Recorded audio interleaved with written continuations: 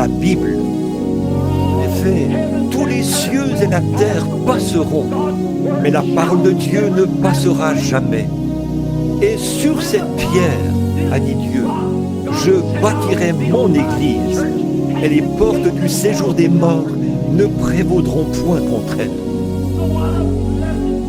Alors, quel privilège béni pour nous tous de tendre la main et de prendre la bonne vieille Bible de Dieu, d'en tourner les pages et de savoir que nous lisons directement la vérité et de voir que ces choses se sont produites dans le passé puisqu'elles parlent d'un Dieu de l'histoire. Et la seule façon pour nous d'être, de nous mettre au diapason de ces choses ou de nous aligner derrière elles, c'est de faire sortir de l'histoire ce Dieu de l'histoire. En effet, dans tous les âges, que ce soit lors de la destruction antédiluvienne, avant la venue de Christ et au cours de différents événements, il ne faillit jamais quand on l'invoque. Il a toujours raison. Là, je pense à une époque où une nation était en captivité. C'était Israël. Ils étaient en Égypte et ils étaient traités durement et avec rigueur dans leur service aux Égyptiens.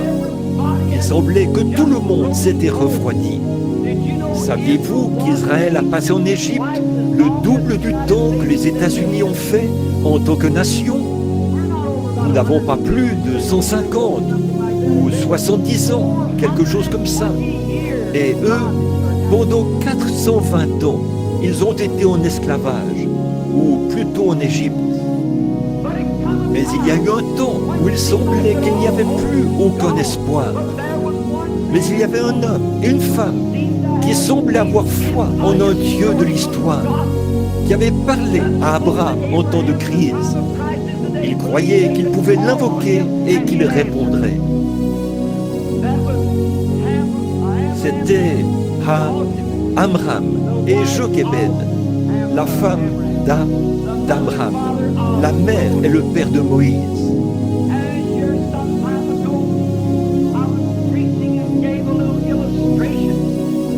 Et comme je prêchais ici il y a quelque temps, j'ai un peu illustré comment Amram rentrait chez lui le soir et il disait « Jochébed, je suis très fatigué ».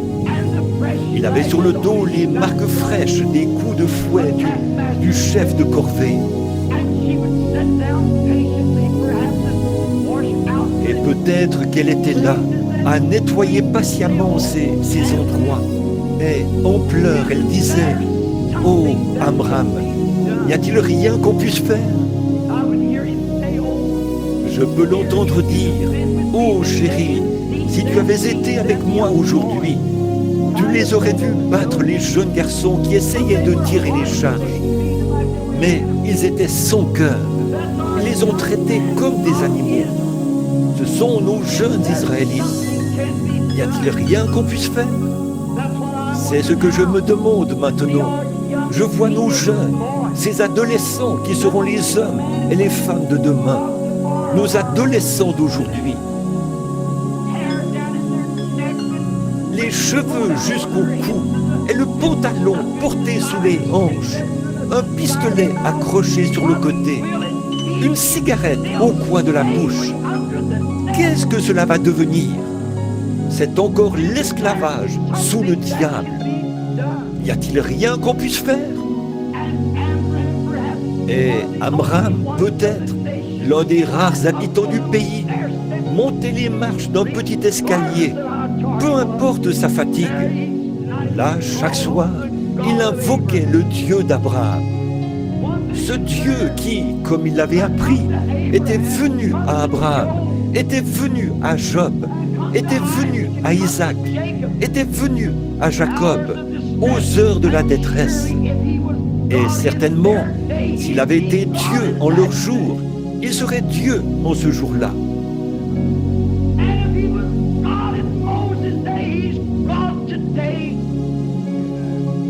Et s'il était Dieu au jour de Moïse, il est Dieu aujourd'hui. Il suffit de le faire sortir de l'histoire et de l'appeler sur la scène. Et je peux voir Amram, soir après soir, peu importe combien il était fatigué, cela prouvait sa foi en ce Dieu.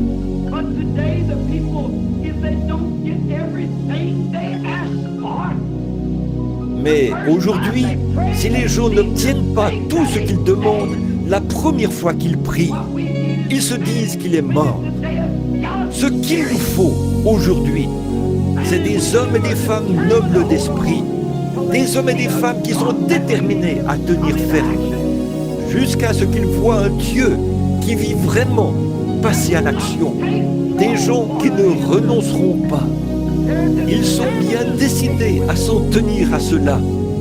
S'ils sont malades et que le médecin leur a dit qu'ils ne peuvent pas se rétablir, il y a cependant quelque chose en eux qui leur dit qu'ils vont se rétablir.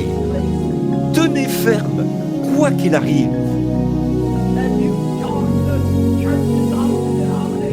Avez-vous adhéré aux églises du monde dénominationnel après que vous avez épuisé toutes vos forces? Aller d'un lieu à l'autre sans jamais trouver de soulagement? Il y a encore un Dieu qui répond à la prière et qui sauve du péché. Et comme on peut le constater, Amram, malgré ses nuits pénibles, le dos qui saignait, il montait de nouveau les marches, priait jusqu'à 2 ou 3 heures du matin. On aurait dit qu'il parlait au vent. Là, au fond de son cœur de juif, il y avait une foi ardente qu'aucun vent de doute ne pouvait jamais éteindre.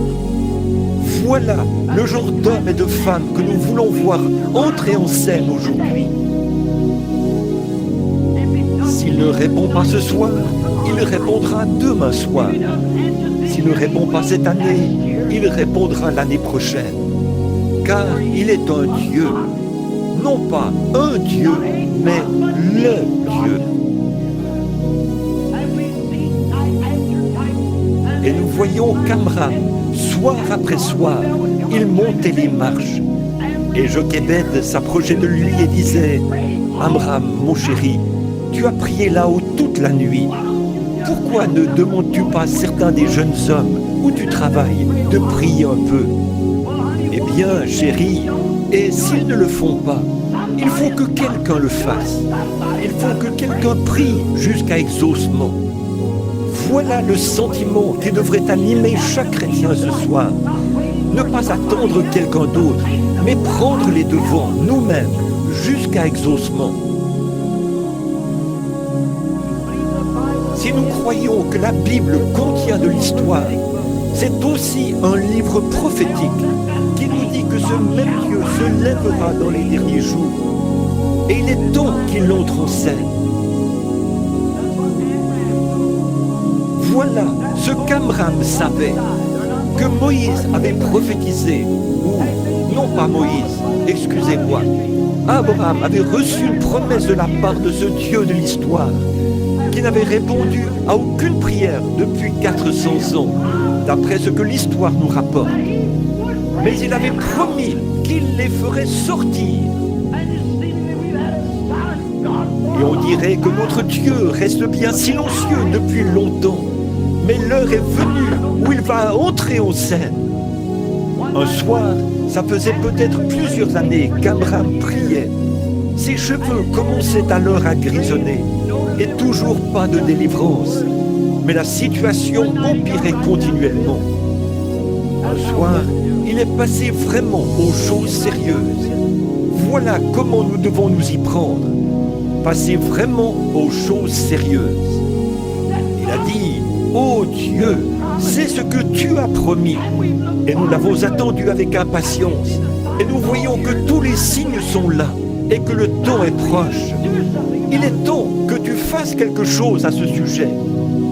Alors qu'il était vraiment plongé dans la prière et qu'il priait de tout son cœur, il a regardé et voici que quelqu'un se tenait dans un coin.